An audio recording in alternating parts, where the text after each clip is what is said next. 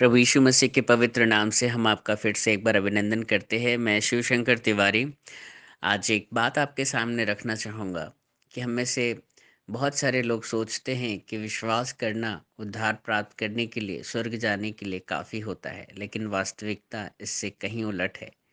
हम देखेंगे आज इन वचनों के द्वारा हमें बात क्लियर होगी। इसके लिए हम पढ़ेंगे मत्ती की किताब उसका 8वां अध्याय और उसके 28वीं आयत। यहाँ पर इस प्रकार से लिखा है, और जब यीशु मसीह गदरेनियों के देश में पहुँचे तो दो मनुष्य उन्हें कब्र से निकलते हुए दिखाई दिए, जो इतने प्रचंड थे कि कोई उस मार्ग से नहीं जा सकता था। और देखो, उन्होंने चिल्लाकर कहा, हे परमेश्वर के पुत्र, हमारा तुझसे क्या काम?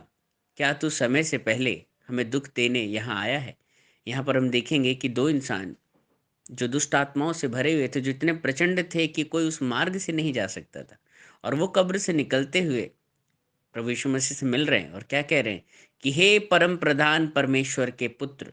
मतलब उन्हें भी ये बात पता है और वो विश्वास भी करते हैं, जानते भी हैं इस बात को कि यीशु मसीह ही परम प्रधान परमेश्वर का इकलौता पुत्र है।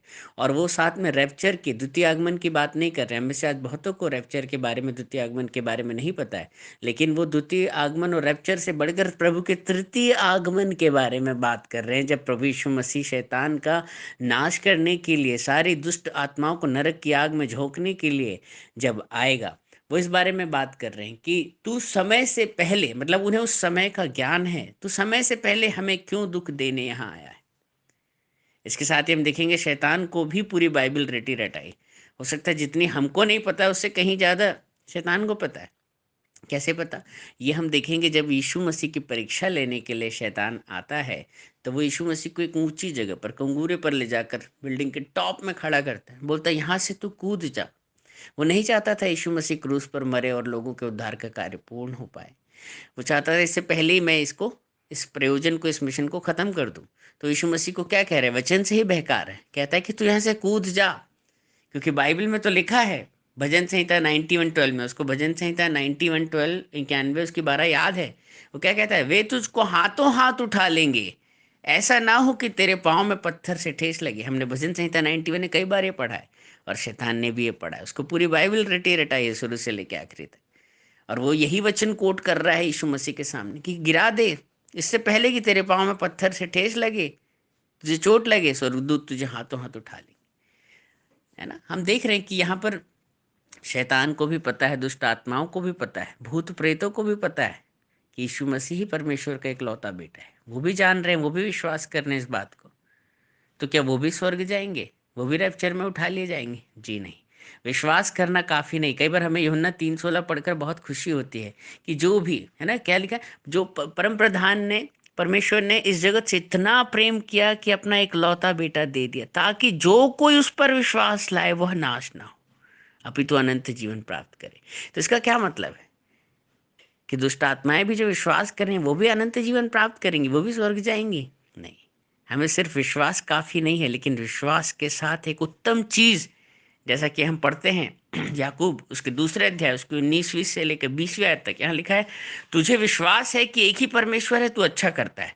दुष्ट आत्माएं भी विश्वास रखते हैं और थरथराते हैं। वो थरथराती भी हैं। हम तो सिर्फ विश्वास रखते हैं, डरते नहीं परमेश्वर से। आज लोग पाप करते हैं, लेकिन वो तो थरथरा भी रही है। और उसके बाद लिखा है, पर हे निकम्मे मनुष्य, क्या तू यह नहीं जानता कि कर्म बिना विश्वास व्यर्थ है? या फिर दूसरे शब्दों में कहें कि विश्वास बिना कर्मों के मरा हुआ है। तो यदि आज आपके कर्म परमेश्वर के वचनों के हिसाब से नहीं है, तो विश्वास करना काफी नहीं होगा, क्योंकि आपको अपनी जीवन शैली को परमेश्वर के वचनों के हिसाब से, वो जो कर्म परमेश्वर आपसे अपेक्षा करता है, वो जो आज्ञाएं, वो विधियां परमेश्वर ने बाइबल में आपके लिए दी हैं, यदि आप विश्वास के साथ उन्हें नहीं मान रहे, नहीं कर रहे, तो आप स्वर्ग नहीं जाने वाले। I am sorry to say that, but this is true. विश्वास करना ही होता तो दुष्ट आत्माएं भी पहुंच जाती, भूत प्रेत भी पहुंच जाते स्वर्ग में। वो भी विश्वास कर रहे हैं, लेकिन उनके कर्म वैसे नहीं हैं। लेकिन यदि आप विश्वास के साथ कर्म भी करेंगे, परमेश्वर की आज्ञाओं को भी मानेंगे, परमेश्वर के आज्ञाओं के हिसाब से एक पवित्र जीवन जिएंगे, तब विश्वास के साथ जो कर्म है वो आपको स्वर्ग लेके जाएंगे। विश्वास अकेला काफ़ी नहीं है। प्रभु इन वचनों के द्वारा आपको आशीष दे। आपकी कोई गवाही या प्रार्थना निवेदन है, आप मुझे 6395893171 पे भेज सकते हैं।